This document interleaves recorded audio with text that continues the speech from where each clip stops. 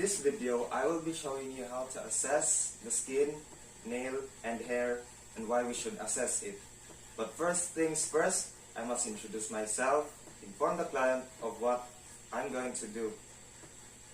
But before doing anything, I must wash and disinfect my hands with alcohol in sight of the patient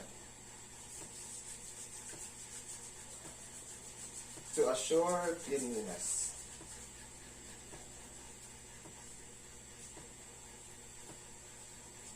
Hi ma'am, my name is Michael Holtzhausen and I am your student nurse for today. To perform your skin assessment, hair assessment, and nail assessment, I want you to sit comfortably and cooperate of what I ask and do. Is it okay for you? Yes. And may I ask to please remove the jewelry and put on the examination gown.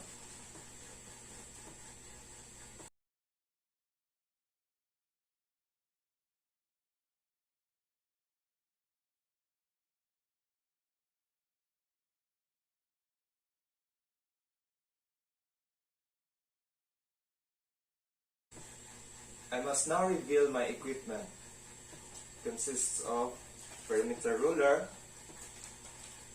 gloves, and pen light.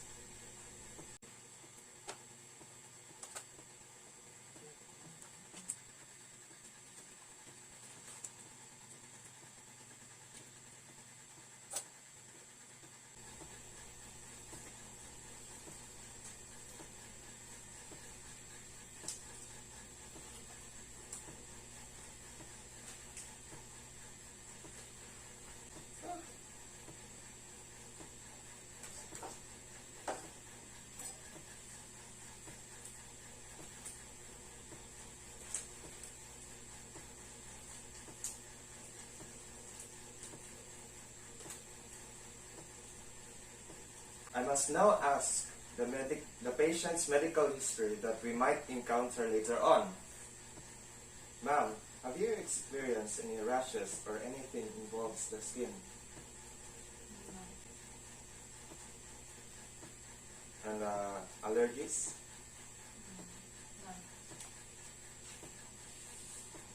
I will now palpate the skin for the quality scale or keratosis, texture changes, and skin temperature or sweating differences. It also identifies tenderness, consistencies, depth, and fixation. I can assure you your privacy, and all of this is just for medical purposes only. We must start with sanitizing your hands.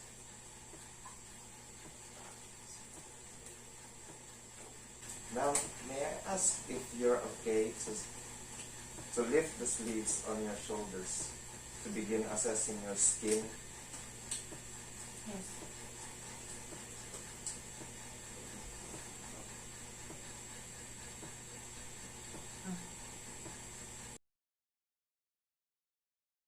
I must also stand back a little bit to see the overall impression and notice some patterns of lesions or anything on the skin.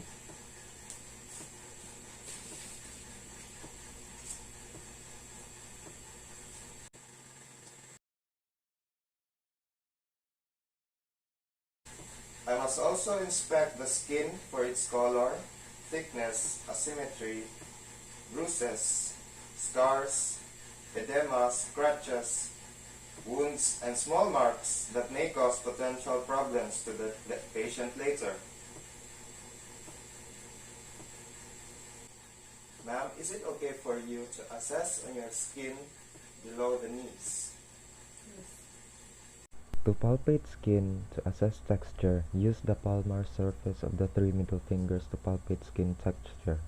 Palpate to assess thickness. If lesions are noted when not assessing skin thickness, put gloves on and palpate the lesion between the thumb and index finger for size, mobility, consistency, and tenderness. Observe for drainage or other characteristics. For moisture, check under skin folds and in unexposed areas.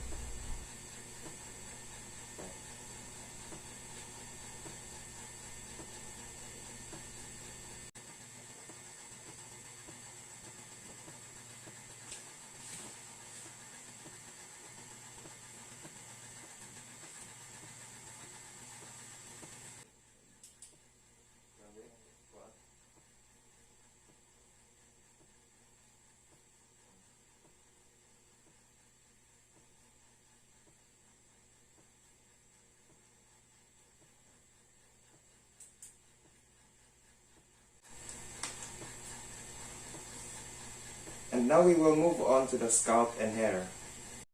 First is the color. The color is determined by the amount of melanin present. And for the scalp, we must be separated at 1 inch interval with the hair and the scalp. It is for inspecting and palpating the hair and scalp for cleanliness, dryness or oiliness, parasites and lesions. And now lastly, the nails. We must inspect for nail grooming, shape and cleanliness, palpate texture and consistency. We must also inspect for color markings. Next is to test the capillary refill in nail beds by pressing the nail tip briefly and watching the color change.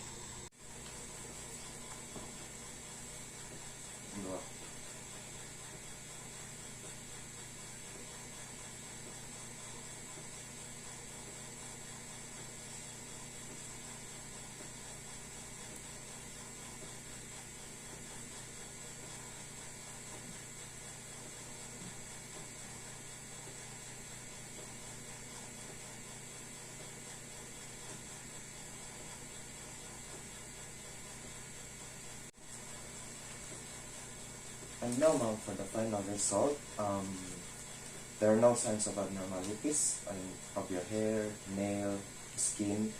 That was the whole purpose of this assessment. It is to identify if there are presence or absence of abnormalities or symptoms. So that's all. Thank you, ma'am. Thank you.